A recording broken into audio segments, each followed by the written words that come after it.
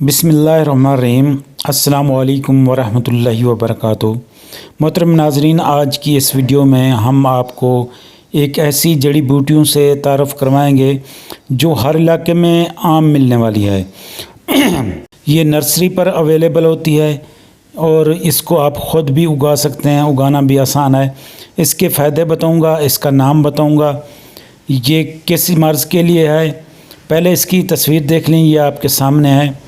इसको पत्थर चाट बूटी कहते हैं, पत्थर चाट भी कहते हैं, बर्बरस वल्गरस भी कहते हैं, जो होम्योपैथिक में ये पथरी के लिए, किडनी की पथरी के लिए दी जाती है।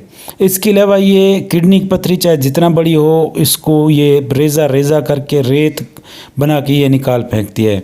इसके अलावा ये अगर आपके अंदर फ्री रेडिकल्स हैं, कोई फासद मादे हैं, जैसे कोई रसोली वगैरह होगी, या आपके जिगर के अंदर कोई फैटी लीवर का प्रॉब्लम आ रहा है, फैटी लीवर हो, या गुर्दों में चर्बी हो, तो ये उसको भी पिघलाती है और निकाल देती है बग़ैर किसी ज़रर के, बग़ैर किसी नुकसान के।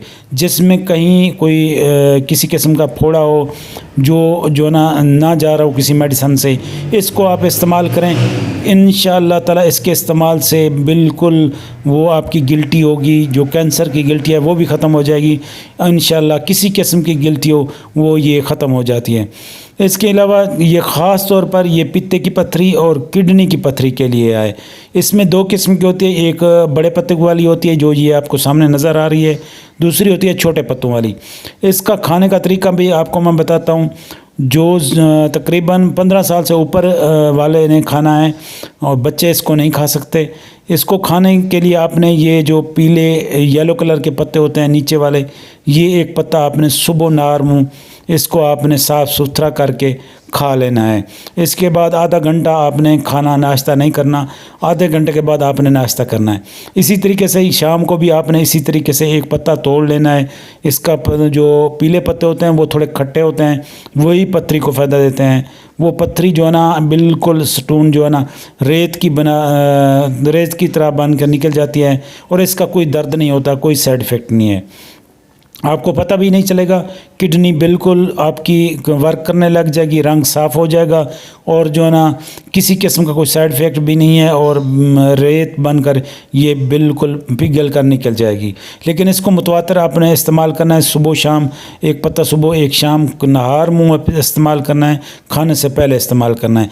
बग़ैर पानी के ऐसे खा के आप इसको चबा के अच्छे तरीके से इसे खा लें और आधे घंटे बाद आपने इसका नाश्ता करना है। चाहे आपके अंदर पथरी किसी किस्म की हो, इंशाल्लाह इससे निकल जाएगी। ये बेहतरीन है, आज़मूदा है, इसे आप इस्तेमाल करें और इसे आप अपनी लाइफ में परमानेंट तौर पर इस्तेमाल कर सकते हैं, क्योंकि ये इसका कोई नुकसान नहीं है। मुस्तकिल तौर पर इसे इस्तेमाल करें जब तक पथरी ख़त्म नहीं होती। जब पथरी ख़त्म हो जाए फिर इंशाल्लाह इसको छोड़ सकते हैं आहिस्ता करके।